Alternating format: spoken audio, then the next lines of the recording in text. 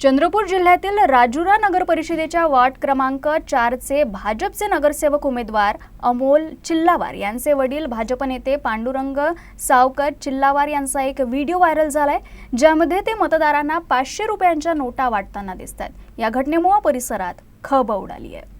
काँग्रेस नेते सुरेश ठाकरे यांनी या प्रकरणाबाबत निवडणूक विभागाकडे तक्रार दाखल केली आहे, परंतु अद्याप कोणतीही कारवाई झालेली नाही।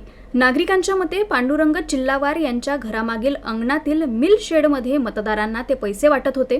काही प्रत्यक्षदर्शींनी असा दावा केलाय की प्रत्येक मतदाराला एकूण 2000 रुपये दिले जात होते, ज्याचं वर्णन टोकन रक्कम म्हणून केलं जात होतं।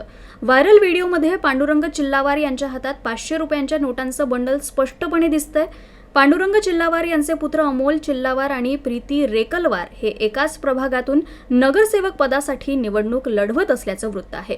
या कथित पैशाच्या वाटप घोटाळ्याच्या उघडकीस आल्यामुळे प्रभाग 4 मध्ये मोठी खळबळ उडाली आहे।